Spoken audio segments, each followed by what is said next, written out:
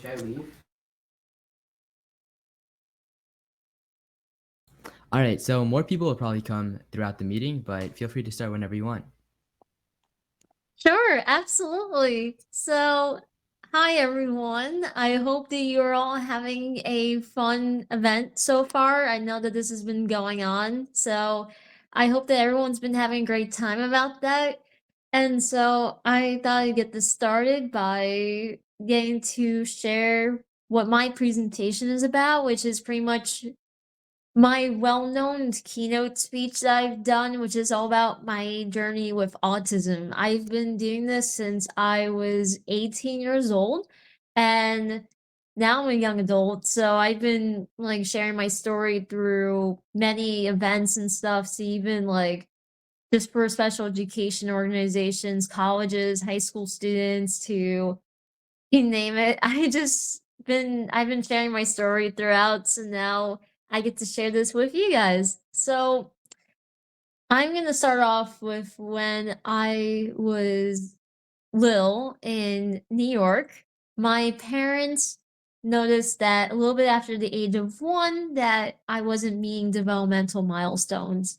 Like they noticed a lot of things that were compared to my older sister Samantha that I wasn't really meeting up much about. So, for example, like I couldn't verbally talk. Like I just had no verbal expression coming out. I wasn't really showing eye contact. I couldn't even like I wasn't even responding to my parents whenever my name was called at all. So it it led to my parents thinking like, okay, things there's something going on. And so my parents took me to my pediatrician. My pediatrician was like, "You gotta." The the pediatrician was telling my parents, "You gotta take her to an audiologist." So because one of the first things my parents thought was that I was deaf. So going to an audiologist, and pretty much what happened is that the audiologist said that my hearing was fine. There was nothing wrong with my hearing. So my parents took me back to the pediatrician.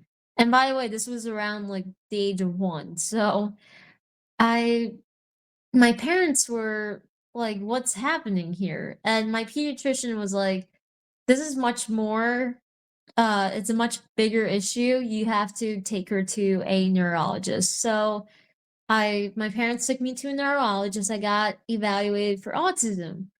And through observations and assessments and everything, I got diagnosed with autism. And this was already by the time I was 2 years old. So I was diagnosed with autism around the age of 2. And from there, my parents were doing everything they can to get me with services, early intervention services. So I was getting therapies like speech therapy, physical, occupational. I also had ABA therapy, which that's a whole big controversy of itself. But for me, all the therapies helped me get to where I'm at today. And I had all those therapies 7 days a week, which is very rarely heard of. So that was it. I had to work really hard and it was not easy. I had a lot of temper tantrums, meltdowns. I was dealing with a lot and I couldn't verbally communicate. So that was a big part of it. It was just I couldn't verbally express things. So of course I had my temper tantrums, but uh a little bit fast forward in time, my family and I moved to New Jersey because then I had an additional sibling came, which was my brother named Jonathan. And in New Jersey and stuff, I went to a specialized school for autistic people and for with multiple disabilities. And from there, I was making so much progress. One of the biggest milestones in my life was when I said my first word at the age of 6 years old. And my first word was no. Who would have thought that for a first word? I'd be curious of everybody what their first word was. But for me, it was no. And ever since then, I just my progress just kept growing every year. Like I was still receiving therapies in school, like occupational speech therapy. Um, by the time I was in 3rd grade, I was placed into my school district and whatever my zone school was. And at that school was where my favorite teacher of all time was at. And if it wasn't for this teacher, I would not be where I'm at today working with students with disabilities, but I'll go more into that. But yeah, so I my teacher, her name was Mr. Wenger. Now she's married. She's Miss Hamshoot now. But yeah, she was my first public school teacher that I've ever had. And this was while I was living in New Jersey. I She taught me a lot, like, especially, like, where I was very fortunate to have peers in the class that wanted to talk to me because I had a hard time communicating verbally as it was, so it just it was really special and stuff, and, I there's things in elementary school I did, like, I got engaged in band, like, I got to play the clarinet, and I did that for a couple of years, 4th and 5th grade. Um, which I even had to move schools and, which was a tough part because I was moving schools again, and the biggest reason and I learned this from my parents, the biggest reason why my whole class had to move, like, we basically got kicked out of the school I was first at in 3rd grade because the school needed to make more space. Like, really, like, who does that? And so, pretty much I had to learn about being in a whole new school all over again, and that's tough. Like, if many of you guys, if you ever had to move schools more than once in your life, it could be hard, like, really hard. And it's even harder for someone that's autistic, and, like, for me, I had to, like, really learn to make new friends all over again, and but luckily, I still had the class that I was with, so um, I it was just it that was the comfort zone of just having the same class and teacher and stuff. It really helped with all that. So I was really thankful about it. And it just it's having that similarity for me that really helps me a lot. And services were fading out. Like my occupational therapy was faded out in like 4th, 5th grade. So the only therapy I had left was speech therapy, which brings me to middle school, which middle school years was the first that I was in the same school as one of my siblings, my older sister. Because I was always in a the funny thing is that most of my elementary school years, I was always in a separate school than my siblings were because of the fact that of the services that I needed and not and the schools that my siblings went to didn't have the type of services that I needed, so that's why I was at a separate school. But it really helped me out in my case, and it's different for every student. So 6th grade, I was even taking a regular school bus. I with my older sister, like, having a sibling really with me really helped me through that big transition and stuff, and I when I was in 6th grade, I was at this point in, like, small resource classrooms. I was getting to the point where I was about to mainstream with everybody in the regular classrooms and stuff. I did that by the time with 7th grade. My strong suit was math. I don't know how many of you guys had would math was your best subject. I know nowadays it can be tough about it because I I know with my one of my siblings it's hard now, but for me math was always a strong suit and it still has to this day. So that's just in my case, but it's different for everybody. Cause I know for me that language, like with language arts, it was tough. Like just reading comprehension was, uh, it was always tough for me. But, and the biggest struggle I had with middle school was lockers. Like, I couldn't even like, I had such a hard time with like, the combination locks that I'm like, "How do you open this thing?" And, like, I my locker would get stuck a lot, and it was just oh, like, it was so frustrating, like, I had to learn at that point to advocate for to get, like, even a locker key, and this was in middle school was where I was attending my own meetings that my parents were in, like, there would be, like, a school psychologist, a case manager, like, all that, and I got to be in my own meetings, which was really cool because I got to, like, really hear from teachers how they thought about me and stuff, like, even outside of parent-teacher conferences, so it was interesting, and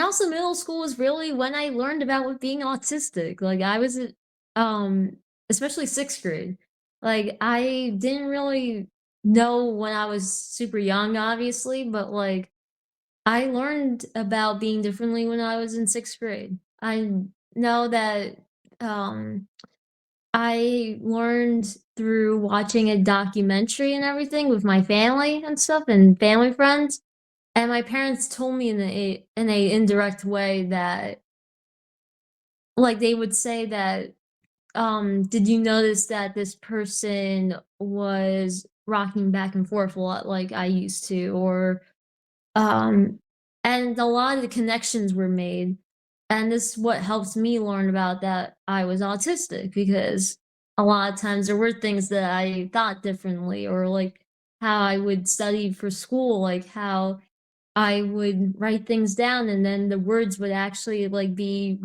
seen in my head and stuff, and that's how I always learned in school, and it just that was just my like, when it was just more of learning about myself at those times, and I know middle school is usually the big part, like, for everybody, I feel like middle school, you learn about yourselves a lot, and I know I did for sure.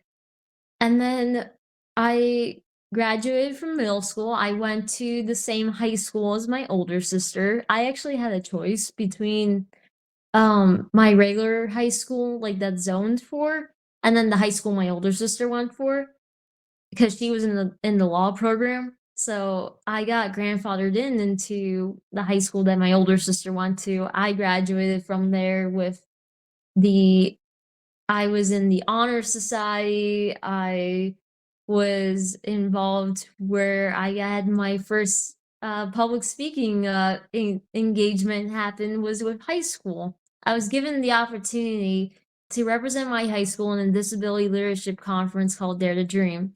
And I was chosen from my high school based on the submission of my story, and I got to represent, and I shared my story in front of over 500 people, and my family was there that day and stuff, and it was really cool because it was my first ever keynote speech, and it was and there was over 500 people. I'm like, "How am I gonna do this?" But at the same time, I just the best way for me was, like, just to imagine that no one was there, like, imagining the room being blank, and that was the only way I could, like, get through that, so I it was the best experience I've ever had, and as I said, I graduated from high school with honors and everything, and I had a 4.0 GPA.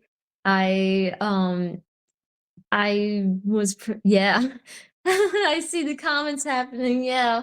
I had a perfect GPA and everything, and I was getting honors, like, every marking period, I was getting honors, and it just it was really cool, and I also earned, I know during my senior year, they had, like, the senior award ceremony, and I got 2 awards. I got the Community Spirit Award, and I got the Exceptional Award, which that was awarded by the special education department of my high school. So, it was really cool, like, that was high school was one of the best experiences because I was also in the peer leadership program, the only autistic student that represented in the peer leadership program. So it was really cool. And like I felt like big role model. And that was also where I gained my passion for working with people with disabilities, which this is what I do today. Today I work full time as a behavior specialist for a school district here in Florida, which by the way, my family and I did move to Florida from New Jersey after me growing up in New Jersey for 20 years. I exactly 20 years by the way. And my family and I moved to Florida, and from there like while I was moving, I forgot to mention this, that I was actually in college online. I went through Purdue University Global, and if I'm sure a lot of you may have heard of Purdue through the commercials and everything, but yeah, I graduated through Purdue University Global as of last year in October 2022. And so I and that was another one where I got a 4.0 GPA while I was moving and gaining like work opportunities at the same time. Like I work more than one job, and I was doing that while in college as well and moving. So I work now as a behavior specialist for the school district here in Florida. And I also work on the side with an ABA therapy company called Full Spectrum ABA. I have a bunch of roles with them. I work as a registered behavior technician, so I'm able to provide therapy to autistic students. And I also am the company's blogger, so I do write blog stories for people so that way they get in perspectives from me growing up as an autistic to where it was I've had guests that were featured to even just more of the educational perspectives like ABA therapy to special education and all that. And I I've also I also am one of the autistic advocates that is through Full Spectrum ABA. Full Spectrum ABA has a autism inclusion program, so they hire young adults that are on the autism spectrum. And this is where I really encourage for places to keep on doing a model like this because the statistics are still high in terms of autistic people not having opportunities to work, like or being underemployed. So that's pretty much and my that's pretty much my mission about with that, but also like just with sharing my story that I hope that for all of you that like whenever you have a friend or someone who is unique in their own ways and like thinks differently to know that like that their abilities, like, and who they are matter, and that always finding ways to include others who are different in their own ways. Like, you have a friend who's autistic, like, if they don't like loud noises, like, I didn't like loud noises growing up, like, going to places like a library or something, or you got a friend who loves music and stuff, like going to a concert and everything, and you know And so I I thought I opened this up now to anybody that wants to ask any questions. If you have any questions for me or any comments, I open this up to all of you now.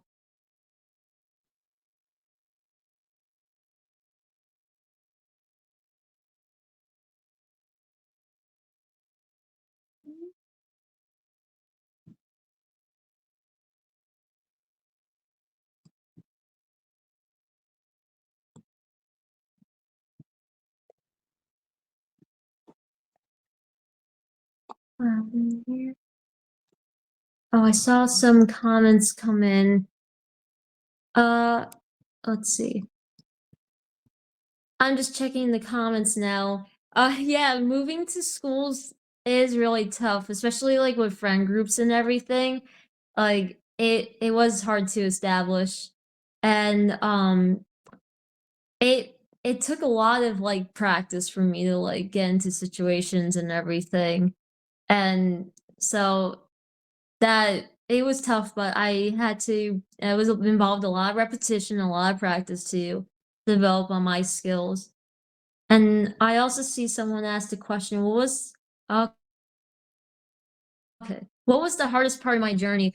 That's a really good question. So the hardest part of my journey was really like about the social skills part was very difficult for me. Like I did not know how to start conversations, how to make friends, like how to like really talk to people. Cause a lot of times, like for me growing up, I didn't know how to do things naturally than most people.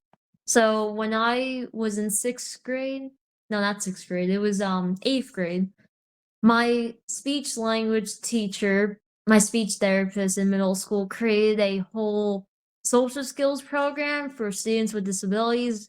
I was in it with a bunch of other students. We were pulled out from gym once a week, which I was happy about that.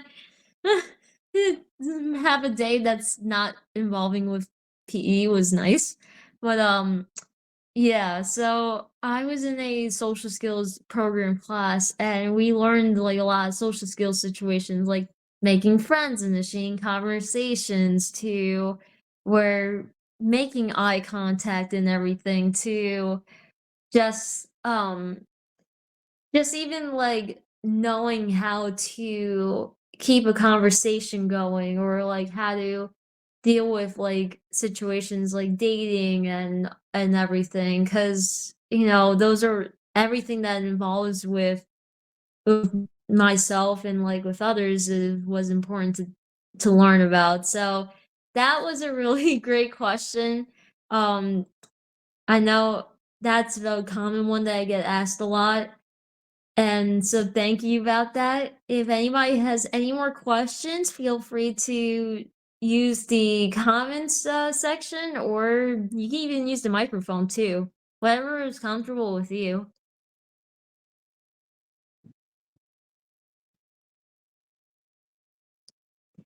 Oh, I see someone asked, how did college benefit you? All right. So for me, going to college, I wouldn't have had my jobs that I have today. Because I know for a lot of autistic people, like a lot of autistic people either will go straight into the workforce, which is very common, or are not able to get a job.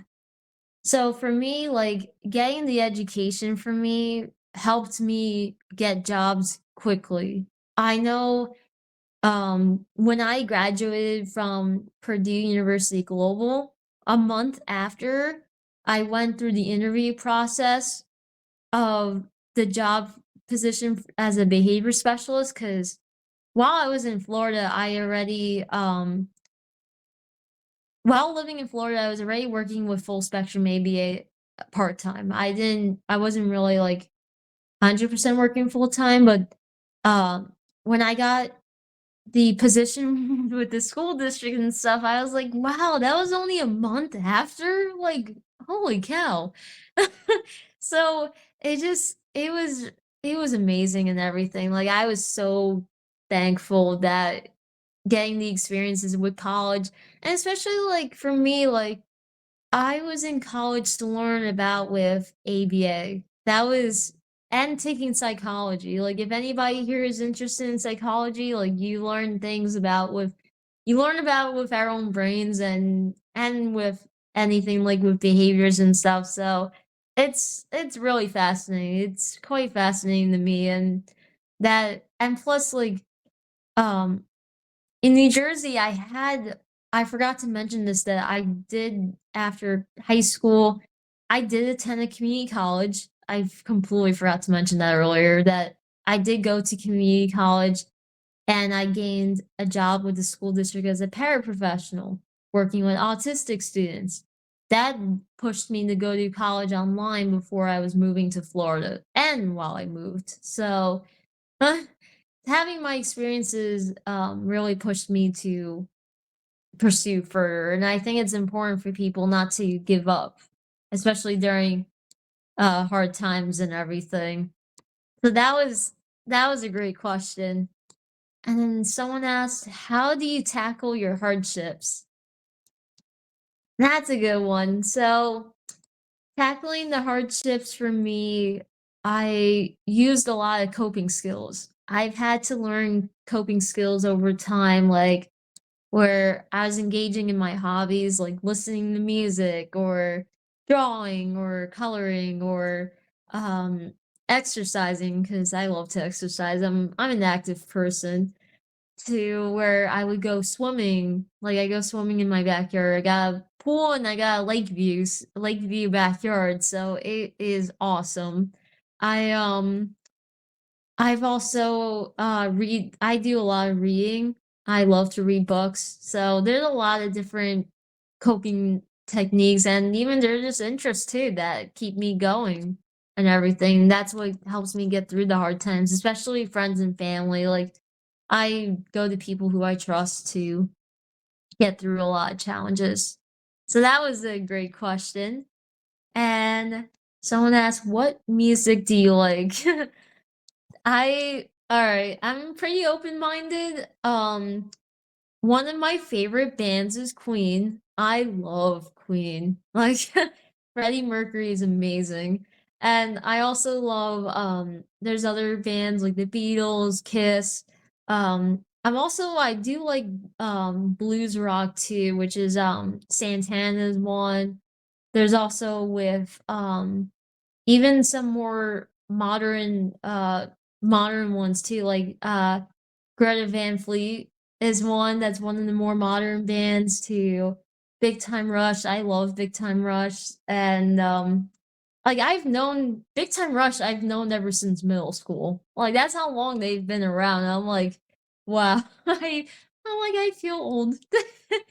But, yeah, that's just some of my music that I'm into. Let's see.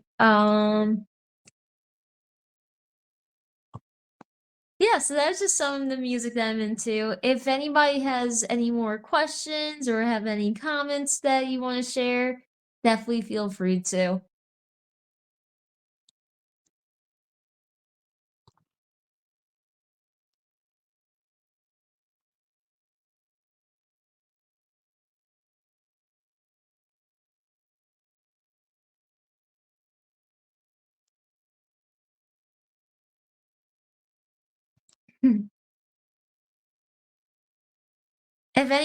If that's all for questions and stuff, I really hope that you all enjoyed my presentation and everything. And I hope you got a lot out of it. And I hope that you all continue to have a fun time with the event.